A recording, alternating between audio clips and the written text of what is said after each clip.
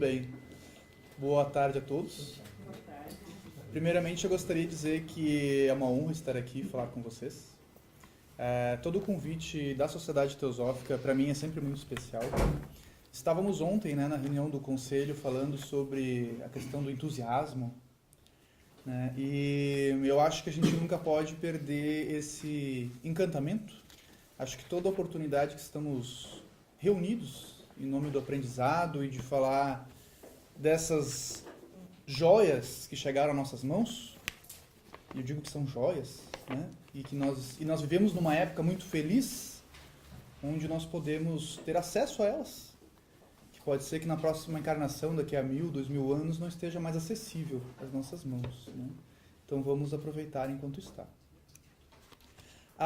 Eu estava até comentando antes com a Maria Tereza, presidente da Loja Dharma, de Porto Alegre, que é até um pouco complicado falar sobre a obra Luz no Caminho, que ela é meio completa por si mesma, né?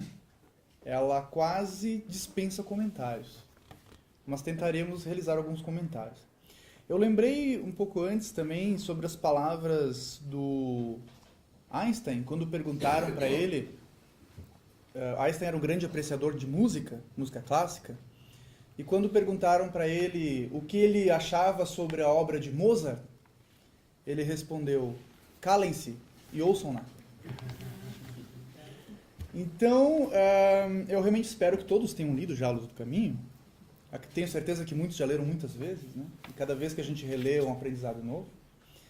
É importante salientar que o que faremos aqui hoje são simples comentários e que de forma alguma dispensa a leitura da obra. E como nos diz Anne Besant em sua introdução, é uma leitura reflexiva.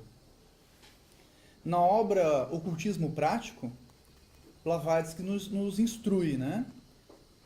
Leia pouco, medite muito.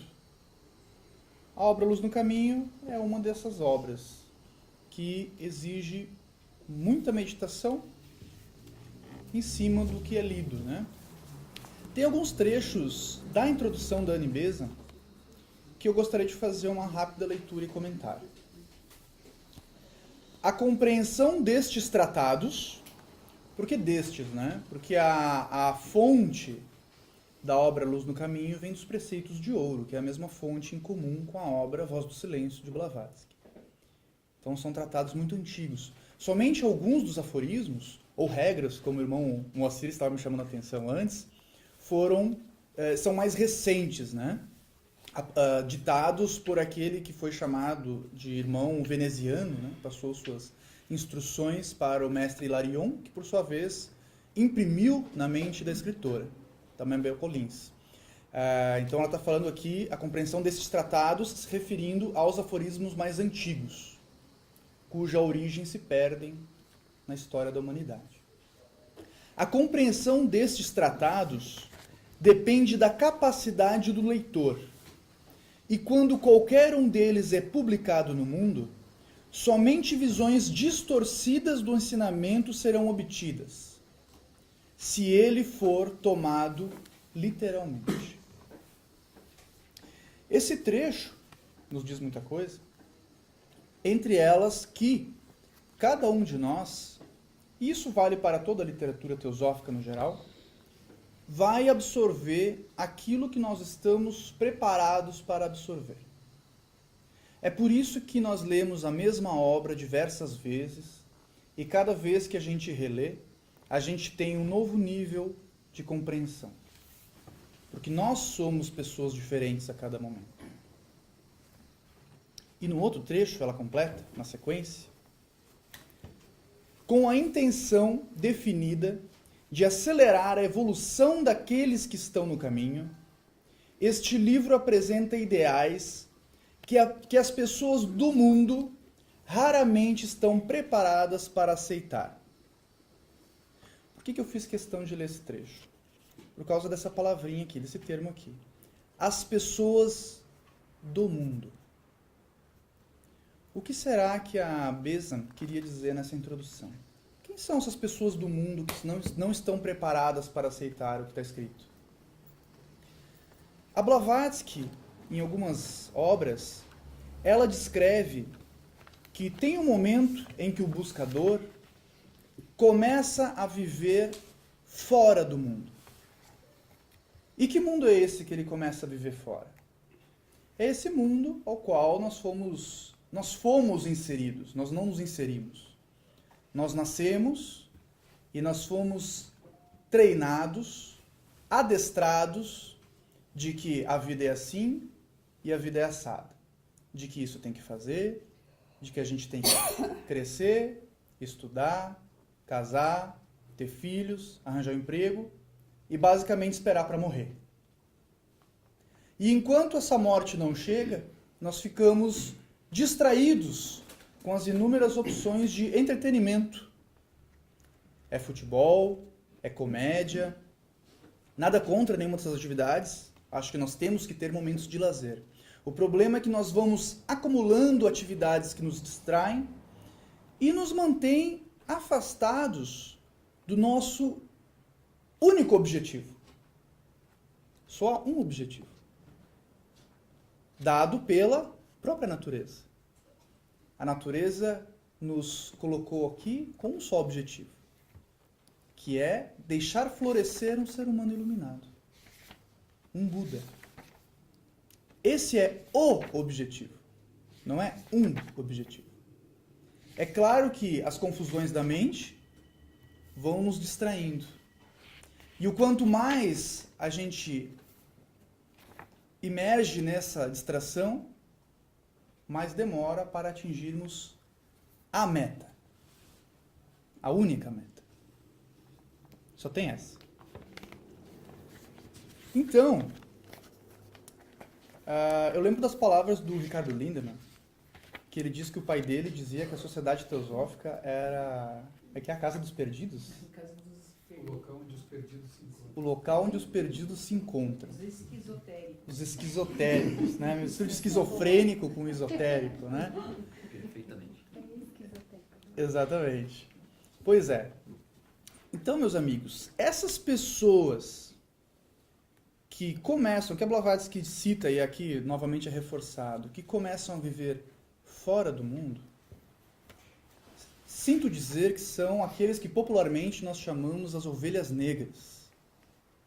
E sinto mais ainda dizer que todos que estão aqui presentes provavelmente façam parte desse grupo seleto, muitas vezes excluídos do próprio seio familiar, porque é o esquisito da família, né?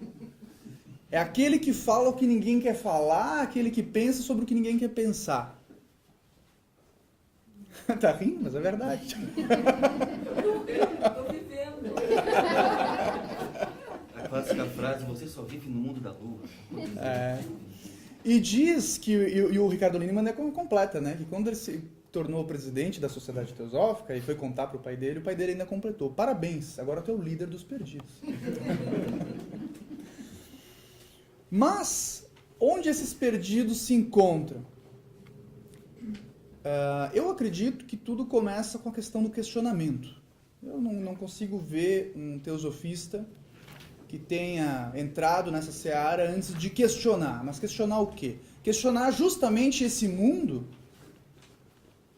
que não é exatamente o nosso. Então a gente começa a viver fora do mundo. E esse viver fora do mundo, ele não é fácil. Ele não é nada fácil. Alguns autores, como o Ika Taimini, na obra Autocultura, diz que em algum momento, quando a gente começa, digamos, nas minhas palavras, flertar com a senda, há primeiro uma sensação de esvaziamento. A gente se encontra sem chão, a gente se encontra até um pouco desamparado, porque a gente ainda não tem as novas referências. E é isso que a literatura teosófica tenta nos apresentar. Mas assim como foi dito na introdução, cada um de nós vai conseguir assimilar aquilo que está pronto. Não tem como todos nós termos o mesmo aproveitamento, porque depende da etapa que estamos. Então, os aforismos, ou usando as palavras do Moacir, que ele me chamou a atenção, ele disse assim, não são aforismos, são regras, e regras foram feitas para ser seguidas. E eu concordo com o amigo Moacir, concordo. Mas por que seguidas? Agora eu vou ir no porquê seguidas, né? não são seguidas pela força de uma autoridade que está nos obrigando a seguir, mas seguidas se nós percebemos a importância de onde isso aqui está nos levando. Muitas vezes nós lemos essas instruções e para muitas pessoas, para muitos de nós, e acredito que muitas das nossas leituras, elas muitas vezes parecem regras muito difíceis. Às vezes quase impraticáveis ou impossíveis. Isso porque nós ainda estamos presos parcialmente nesse mundo que nós estamos ensaiando para sair dele. Mas eu gostaria de dizer que, de acordo com a minha percepção, essas não são regras utópicas. Elas são regras práticas, de aplicação, que elas nos dão algo muito especial, que é a possibilidade de se tornar um ser humano realmente livre. Quando eu leio as instruções de Luz no Caminho, é isso que eu vejo. Quando, na primeira regra é dito, mata a ambição, eu lembro que a ambição, ou o desejo, na segunda regra diz mata o desejo de viver, né? A ambição eu vejo como um desejo de outras coisas, coisas externas a nós. Essa ambição, ela vai nos aprisionar. Nós dizemos que nós possuímos as coisas, né? Nós possuímos imóveis, bens, dinheiro. Mas, ao que me parece, essas armadilhas mentais, e são armadilhas mentais porque nada disso é nosso. Existe a carta do cacique Seattle. Alguém já leu a carta do cacique Seattle? Para o presidente norte-americano. Na época, o presidente norte-americano disse que queria comprar as terras dos indígenas. E o cacique Seattle respondeu dizendo que iria ceder, porque ele sabia que se não cedesse, eles iam lá e matar toda a tribo dele. Mas que ele achava muito estranho esse conceito de comprar as terras, porque as terras não eram dele. Quando ele nasceu, as terras já estavam ali. Quando o pai dele nasceu, quando o pai do pai dele nasceu, as terras já estavam ali. E mesmo quando todos eles estiverem mortos, quando a tribo dele não existir mais, quando a humanidade não existir mais, aquelas terras continuarão ali, abrigando inúmeras formas de vida. Então, a verdade que Luz no Caminho está tentando nos mostrar, que nada disso aqui é nosso. Eu tomo uma liberdade de realizar algumas interpretações de conceitos apresentados na literatura teosófica. Eu tenho a firme convicção, mas eu estou disposto a todo momento a mudar de ideia, de que eu tenho 70% de certeza, 100% nunca, né? Que não é uma coisa muito inteligente ter 100% de certeza. De que quando a literatura teosófica fala em verdade e ilusão, ela se refere ao que é durável e ao que não é durável. Porque nós vemos, por exemplo, na cosmogênese, a apresentação do termo Maia, não como ilusão de falso, como geralmente é traduzido no Ocidente, mas algo temporário, ou como eu costumo dizer, uma realidade transitória. Tudo aquilo que é Maia porque não perdura. Então o problema desse mundo, mas, como diz a cosmogênese, é real para a consciência no momento que ocorre. No momento dessa experiência que estamos todos aqui, esse momento é real para nós. A nossa consciência está com seu foco de atenção nesse momento. Esse é o único momento que existe, agora. Mas a substância continua se movendo, nossos corpos irão se mover para fora daqui e terão outras experiências, e esse momento ficará só como uma lembrança, que às vezes, né, com o passar dos anos, parece, será que realmente aconteceu? Que a nossa memória depois nos engana, né? Ela nos dá a recordação não exatamente como foi, sabem disso, né? Ela vai mudando, nem a nossa recordação é verdadeira, né? Então, nós temos vários níveis de Maia. Quando na literatura teosófica a gente fala de verdades relativas, eu entendo que é por isso. Aquilo que a gente chama de verdades relativas é o que dura mais. Quanto mais durável, mais a gente chama de verdadeiro. E a verdade absoluta seria aquilo que nossa mente não tem capacidade de entender ainda. A gente fala sobre, né, mas a gente não entende de verdade. Aquilo que é o eterno. Então essas regras, elas nos estão nos dando, não são ordens para nós seguirmos, ninguém é obrigado a seguir essas ordens. A não ser aqueles que desejam, aos poucos, se encaminharem para aquilo que dura. Não com a ambição da imortalidade como se fosse algo para se vangloriar. Mas porque é a única alternativa, né? Ou a gente fica aqui se enganando, ou a gente vai para esse negócio aí, não tem muito meio termo. Porque o Maya, quanto mais inseridos nós estivermos no Maya, e quanto menos durável forem as nossas ilusões, mais nos causará sofrimento. Porque nós vamos perder tudo isso. Nós iremos perder tudo que nós temos. O nosso corpo, a nossa inteligência, a nossa saúde, os nossos bens, tudo isso vai passar. Quanto mais a gente estiver apegado a isso, mais a gente vai sofrer. A questão é essa. Eu acredito que talvez o principal objetivo da sociedade teosófica seja aliviar o sofrimento humano. Porque nós sofremos estar aqui. Primeira nobre verdade do Buda. Esse mundo é um mundo de sofrimento. É sofrido estar aqui. Mas existem cargas de sofrimento. A gente pode sofrer mais, a gente pode sofrer menos. E eu entendo que o nível desse sofrimento esteja diretamente relacionado ao quanto nós damos importância e prendemos a nossa consciência nesses elementos transitórios. Mata o desejo de viver a vida que não perdura.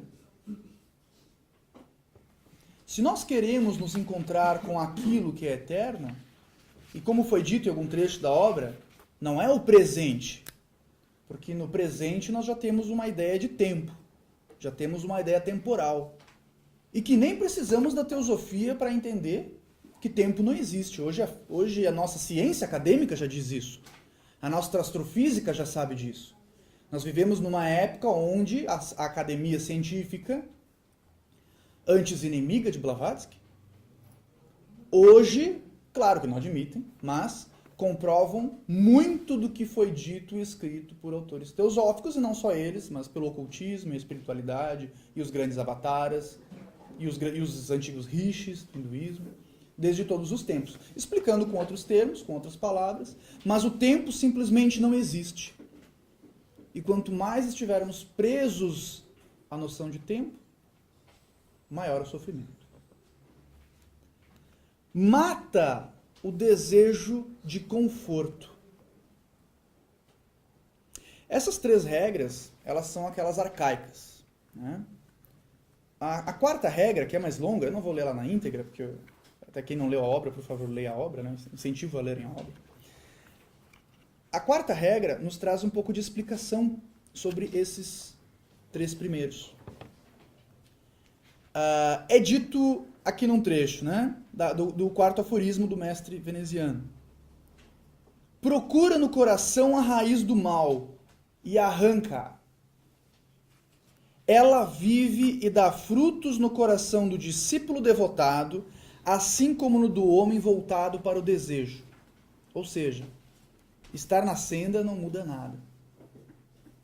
Só o forte pode matá-lo. O fraco tem que esperar que ela cresça e frutifique e morra. Ou seja, vamos voltar aqui.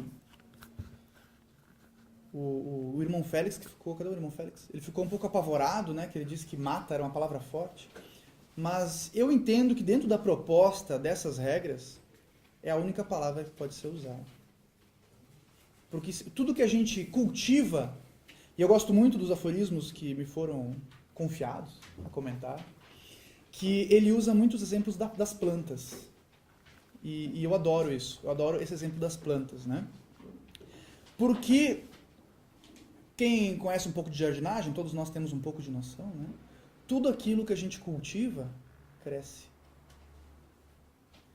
Então não adianta... Claro que adianta em algum nível, a gente vai no que a gente pode. Mas não adianta a gente administrar a ambição. Estas regras são para discípulos, para todos os discípulos, diz aqui no início da obra. E depois aqui na regra 4 diz, só os fortes podem matá-la. Porque o discípulo é aquele que já se fortaleceu na sua decisão, na sua vontade, na sua conduta de vida. Ouvi dizer ontem ou hoje, aqui, acho que foi na fala ontem do Otávio, que discípulo vem de disciplina. Então o forte é aquele que tem disciplina e está pronto para viver de acordo com o que a natureza deseja. Não é que nenhum mestre deseja, o que a natureza deseja. Esses mestres identificaram o que a natureza deseja e estão nos instruindo para que não tenhamos que redescobrir a roda, não tenhamos que começar do zero. É isso que essa obra, eu entendo, está nos passando. Então, o forte, o discípulo, ou aquele que está pronto para, ao menos, como o Otávio disse ontem também, posso não ser um discípulo, mas posso viver de acordo? Dizem que o mestre aparece quando o discípulo está pronto, quando o aprendiz está pronto. Na concepção do mestre. Na concepção do mestre. E não do discípulo. Pois é, quando ele está pronto na concepção do mestre. Então, o máximo que a gente pode fazer, não adianta a gente ir para os Himalaias lá, tentar achar a casa do mestre lá, mesmo com GPS e tal, não vai encontrar, né? Não vai dar certo. A única opção que nos resta é nós prepararmos. Então, sendo ou não discípulo, posso e devo, se essa é a minha meta, tentar viver como discípulo dentro das minhas possibilidades. Então, se desejamos chamar a atenção do mestre, não precisa nem ser discípulo por enquanto, mas pelo menos assim, dar um tchauzinho, que ele dê uma olhadinha assim para nós, né? Dê uma abençoadinha de leve. Faz o que os discípulos fazem. Seja útil para o mundo. Como identifica um discípulo? Aquele que não vive mais para si. Então, foca na unidade. Se somos todos, se somos a mesma coisa, como eu digo, pontos de vista diferentes do mesmo observador, o altruísmo é uma questão de inteligência. Quando eu ajudo o externo, quando eu auxilio a natureza e tudo que vive em seu progresso, eu estou ajudando a mim mesmo. Quando eu atrapalho, ou seja, quando eu ajo para o meu egoísmo, eu estou atrapalhando o que está ao meu redor. Eu indiretamente estou me prejudicando. Eu acho que estou me ajudando, mas eu estou me prejudicando. O nosso intelecto é diferente de sabedoria. Nós ocidentais temos... O ocidental, no geral, ele superestima a mente. Ele superestima a sua própria inteligência. Ele supervaloriza a sua própria inteligência. E nós ocidentais acreditamos que a vida é um problema a ser resolvido que pode ser explicado, que cabe num livro. E, portanto, nós acreditamos que, muitos de nós acreditamos, e muitos de nós mesmo estudando tudo isso, caímos nesse erro constantemente, que a sabedoria é um acúmulo de informações, um acúmulo de conhecimentos. Quanto mais eu ler, quanto mais informações eu tiver na minha memória, mais sábio serei. E talvez o caminho da sabedoria seja justamente abandonar tudo isso. E simplesmente estar presente. Mata o sentido de separação. Krishnamurti dizia que ele tinha um problema, que muitas vezes ele estava na varanda olhando os pássaros, ele já não sabia mais se ele era a varanda, se ele era os pássaros, se ele era ele mesmo. Então, a questão da unidade, que nós também não podemos nem descrever com perfeição e nem entender com perfeição com a nossa mente, ela não pode ser entendida ou explicada, ela só pode ser vivenciada, experimentada. E para isso não tem meio termo. Ou a gente mata o sentido de separação, ou continuamos nos vendo separados de tudo. E, portanto, de nós mesmos. Mata o desejo de sensação. Nós vivemos aprisionados num laboratório. Já perceberam? Num laboratório farmacêutico. O nosso corpo produz inúmeras drogas. Todos nós, de maneira geral, somos viciados em sensações humanas. Aí entram os 7 pecados capitais, né? A gula, a vaidade, a avareza. Nós somos viciados em nós mesmos. Olha o tamanho do nosso egocentrismo. Nós somos viciados nas sensações que o corpo produz. A sensação... Então essa regra mata o desejo de sensação. Eu entendo que ela não tem nenhum outro objetivo que não seja nos libertar dessas algemas. Nós estamos algemados no próprio corpo. E aí a gente tem o corpo dos desejos, o corpo astral, que ainda, né, pior, ainda ele reproduz e alimenta. E aquilo que a gente cria como hábito, ele nos coloca dentro de um ciclo vicioso que sempre quer mais, mais e mais. E nunca se satisfaz. Mata a fome de crescimento. Novamente, né, associado não só à ambição, mas também à ganância. E essa armadilha da fome de crescimento, a gente vê desde a pessoa mais materialista, que é o símbolo do nosso tempo, né? Vivemos numa época que o Deus mais louvado do mundo é o dinheiro. Esse é o verdadeiro Deus de muitas igrejas, como eu entendo. O Deus do nosso mundo é o dinheiro, né? E Jesus disse, né, não podemos servir a Deus e a Mamon, sendo que Mamon era o símbolo da materialidade, da matéria. Então a gente tem que decidir a quem nós iremos servir. Porque nós temos um tempo de vida limitado, um tempo curto disponível, ou como eu digo, uma pequena janela da consciência, e a gente tem que decidir o que fazer com esse tempo, que é um tempo valiosíssimo. Não tem muito o que desperdiçar. Passa rápido. Eu escrevi esses tempos um texto, a Jô diz que gosta dos meus textos.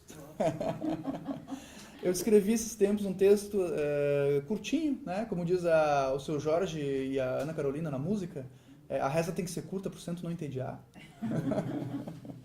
Eu escrevi um textinho dizendo assim: quem está entediado com a vida, fica tranquilo, daqui a pouco já acaba. Já vai passar. Já vai passar. É rapidinho. E o timing nos diz, né? Foca naquilo que é essencial. A última regra é daquelas mais longas. E novamente há o exemplo da flor. Eu não irei lê-la. Todos leiam a obra, por favor, quem não leu ainda. Tem a venda, né? Estamos com exemplares disponíveis aqui na loja. Então, por favor, é baratinha, uma obra curtinha. Ali atrás. Eu não vou dizer que é uma leitura rápida, a pessoa diz, não, é rapidinho, não é tão rapidinho assim, tá? Porque tem que dar uma paradinha, meditar, pensar. O livro é pequeno, ele só engana. Ele só engana, né? Às vezes demora mais que um livro longo. A última regra, eu gostaria de falar sobre um insight que eu tive no ITB, no Instituto Teosófico Brasília, no encontro de jovens no Carnaval. Eu tive um insight durante a meditação no tempo de que a iluminação ela é como cuidar de uma planta. Nenhum de nós pode forçar o crescimento de uma planta. Nós não podemos lá dizer, cresce planta. Ou seja, a ambição da iluminação também é um obstáculo. Mata a ambição, qualquer tipo. Mesmo o desejo da espiritualidade é uma armadilha. E a gente vê isso. Quem está no meio espiritualista, não só o teosófico, mas qualquer espiritualista, vê vários exemplos de gurus ou pseudo-gurus que sobe a cabeça e a pessoa se perde de maneira terrível. Pior do que antes, era melhor talvez nem ter estudado esses assuntos. Nós não podemos forçar o crescimento de uma planta, mas nós podemos fazer ações com o conhecimento. Se eu tiver conhecimento de jardinagem, eu posso dar as condições para que essa planta floresça mais rapidamente. Que condições são essas? Eu vou preparar a terra, eu vou adubar a terra, eu vou regar de maneira adequada, deixar o tempo de sol adequado, a temperatura. Com isso eu posso permitir que ela floresça. Essa é a alma iluminada. Esse é o lótus que nasce do lodo. O lodo nada mais é do que a vida humana, uma representação da vida humana. Que com as suas dificuldades inerentes, mesmo com suas dificuldades inerentes, é o único caminho que nos dá essa possibilidade. É o único caminho. Na obra, e tem o filme também, As Brumas de Avalon, a Dama do Lago instrui a Morgana dizendo que a deusa é tudo que é bonito, mas também é tudo que é feio. Tudo que está na existência humana é adubo para a alma iluminada. Então nós não podemos nem fugir da vida humana, também não adianta se revoltar contra a vida humana, e também não adianta querer sair num piscar de olhos. Mas nós podemos dar as condições para que essa flor cresça e floresça da melhor maneira, no menor tempo possível. E, no meu entendimento, é disso que a obra Luz no Caminho apresenta. É isso que ela apresenta. Regras para que a gente... Regras de jardinagem. Jardinagem de Budas. Inventei essa agora, essa foi de improviso. Muito obrigado, eu vou encerrar com um negocinho aqui.